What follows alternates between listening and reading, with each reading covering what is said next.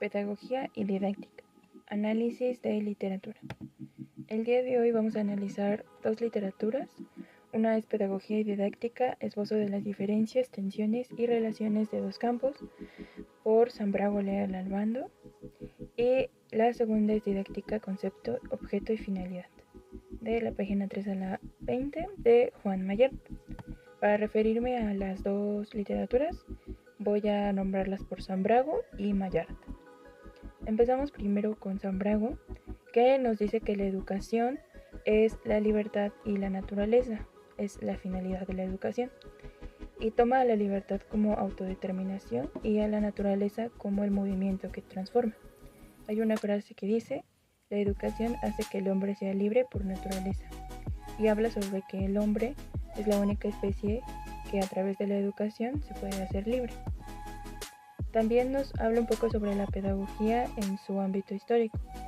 Menciona que el pedagogo es el especialista que conoce, que educar es acompañar, acoger y conducir. Y este término era, por así decirlo, antes, puesto que en la escuela católica se usaba el concepto acoger, puesto que la finalidad de esta era enderezar la conducta. Y a través del acompañamiento y las prácticas pedagógicas, pues ocurrían estos procesos de jerarquización, sanción, normalización, y ellos también introdujeron esta parte de los exámenes, puesto que su objetivo era introducir letras, números, cambiar conductas y formar la moral de los niños. Ellos implementaron los materiales como el pizarrón, el pupitre y también la formación en fila. Esta escuela era la de los hermanos cristianos y esta fue precursora de la Revolución Francesa, que en esta cambiaron al cura que estaba en la escuela católica por el preceptor. Ahora no se llamaba cura, se llamaba preceptor.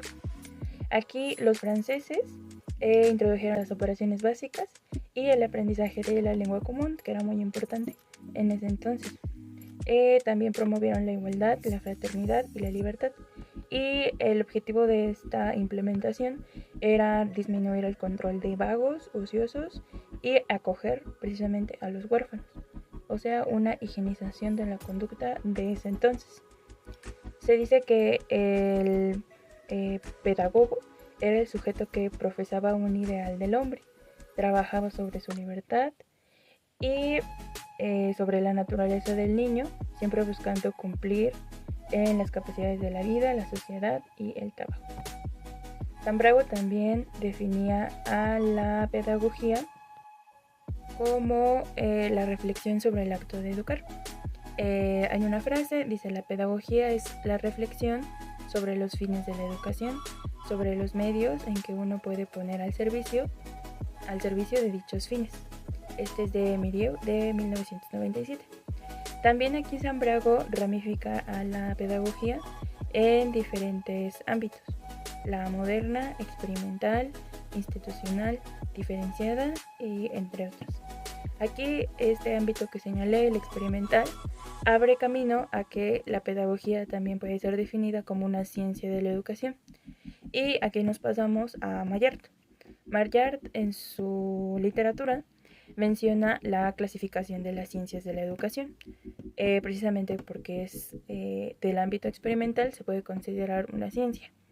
Aquí en la literatura, Sambrago nos ofrece los principales objetivos a los que puede atender la educación y las disciplinas que son próximas para progresar el conocimiento, es decir, toda la ramificación de la ciencia de la educación, y estas, en fin de cuentas, los que nos muestra aquí en el cuadro, son relacionadas a fin de la pedagogía y de la didáctica.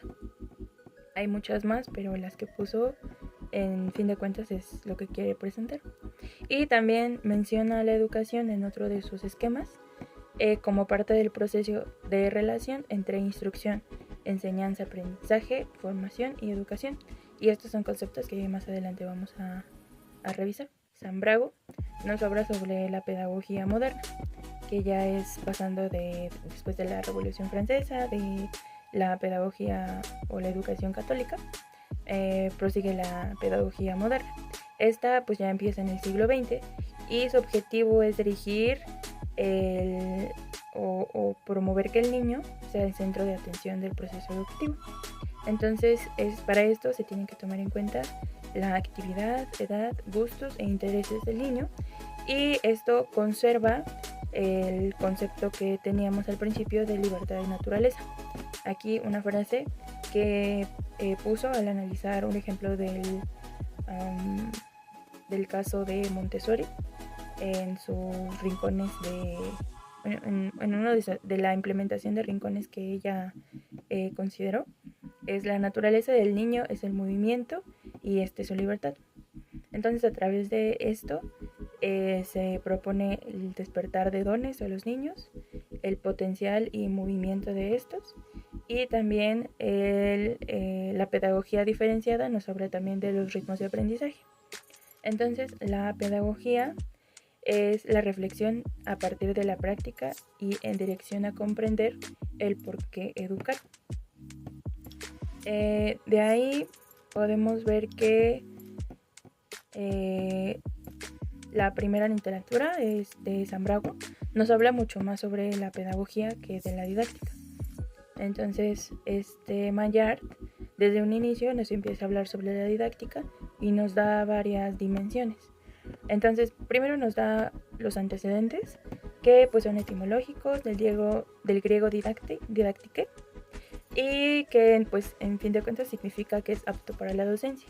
También se toma en cuenta este concepto en la historia como un género literario en donde se enseñaba a enseñar. O sea, cuando tú leías ese género literario, se supone que estabas aprendiendo a enseñar. También tenemos algunas definiciones de lo que era didáctica. Comenio nos dice que es el artificio universal para enseñar todas las cosas a todos, con rapidez, alegría y eficacia. Herbart nos decía que es el conjunto de medios educativos e instructivos. Dolch, la ciencia del aprendizaje y de la enseñanza en general. Y Fernández Huerta nos decía que tiene por objetivo las decisiones normativas que llevan al aprendizaje, en resumen. Entonces, la didáctica, en sí son los conocimientos que elabora sobre los procesos de enseñanza-aprendizaje y la aplicación de estos conocimientos de manera real y efectiva. Maillard nos da 3 dimensiones de la didáctica: artística, tecnológica y científica. En la artística nos dice que tiene que ser con intuición, inspiracional y que se adecua al ambiente creado. También no tiene que ser rutinaria y se tiene que adaptar a las diferentes contingencias que puedan aparecer. En la dimensión tecnológica no se refiere a lo digital o en sí a la tecnología, sino en que es una orientación que tiene que apostar a la mejora, tiene que tener un soporte técnico científico, ¿sí? Y se basa en teorías o métodos ya comprobados. En la dimensión científica empieza lo que es el carácter significativo y responde a las preguntas de cómo son las didácticas, en qué circunstancias se dan las didácticas y en sí en la verificación de estos conocimientos. Por último, Maillard nos hace la diferencia de estos 4 conceptos: enseñanza-aprendizaje y instrucción-información. Enseñanza-aprendizaje es el conocimiento que no se da ni se transmite, sino que se construye. Viene del latín insignare, que significa mostrar algo, y el objeto de la enseñanza es el acto didáctico en sí. Entonces es el hacer que el alumno aprenda. Se trata también de dirigir el proceso de aprendizaje, tiene que ser intencional, interactivo y reflexivo. El aprendizaje significa que los conocimientos o comportamientos se originan o se modifican. Es una técnica de orientar y se trata de crear las condiciones para que el alumno aprenda, y es la consecuencia del acto didáctico. El aprendizaje es la consecuencia del acto didáctico y el objeto de la enseñanza en sí es el acto didáctico. También tenemos la instrucción y la formación. Instrucción es construir dentro, es decir, construir estructuras mentales eficientes, y se combina con el proceso de enseñanza-aprendizaje como la manera potencial de la enseñanza-aprendizaje. Y también nos dice que toda instrucción bien realizada educa y forma. De ahí pasamos al proceso de formación, que es el proceso de desarrollo humano en que éste alcanza la plenitud. Es decir, que la formación puede ser aplicada en momentos en donde no haya objetivos específicos y se puede dar se da en formación interior, es decir, de la persona, y esto se da a través de la cultura. Sambrago, cambiando de literatura, Sambrago habla también de la didáctica, pero esto ya es cuando empieza a definir la enseñanza-aprendizaje. Sambrago nos dice que la ciencia y la tecnología es un reto para la nueva sociedad. Entonces, como se presentaron estos retos, se necesitó reestructurar el sistema escolar. Entonces se impulsó la enseñanza de ciencias y disciplinas de la fabricación de capacidades de conocimiento. A esto se reorientaron los fines del sistema escolar y nació la necesidad de enseñar ciencia y lenguaje debido a las exigencias sociales y económicas de la misma sociedad. Entonces de aquí nace la didáctica, que él la define como la disciplina científica que estudia la génesis, circulación y apropiación del saber y de sus condiciones de enseñanza-aprendizaje. La didáctica va a responder a las preguntas: ¿cómo aprenden los niños? ¿Cómo enseñar los contenidos de una disciplina? Por último, Sambrago también nos hace la diferencia entre estos dos conceptos, pedagogía y didáctica. Primero, la pedagogía. La pedagogía se pregunta por la finalidad de la educación en términos de libertad y para ello trabaja sobre la naturaleza del individuo.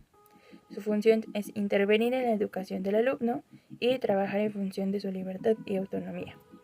Un especialista siempre va a reflexionar sobre sus prácticas y para ello es necesario la filosofía, la política y la ética, y sobre todo las ciencias humanas.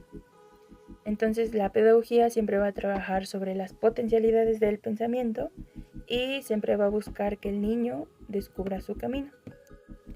La didáctica trabaja sobre la modificabilidad cognitiva y los aprendizajes de los contenidos, vigila los procesos de la apropiación y genera estrategias de transmisión y se regirá por el proceso de aprendizaje. Se limita a los procesos de enseñanza en función de los aprendizajes disciplinares. Es decir, que en diferencia, la pedagogía va a ser más humanista, más dirigida hacia el niño, como el niño es el centro del proceso educativo, y la didáctica, el proceso educativo, el centro son las metodologías o el proceso de enseñanza-aprendizaje. Mi conclusión es que desde mi punto de vista ambos conceptos son importantes para la práctica. Tanto la pedagogía como la didáctica son cruciales en el proceso de enseñanza-aprendizaje. Pero si solamente pensamos en el objetivo de la pedagogía, que es potenciar la libertad y la naturaleza del niño, ¿dónde quedarían los límites metodológicos y estratégicos que avalan el trabajo docente? Por lo que es importante conocer ambos conceptos y saber aplicarlos a la práctica profesional.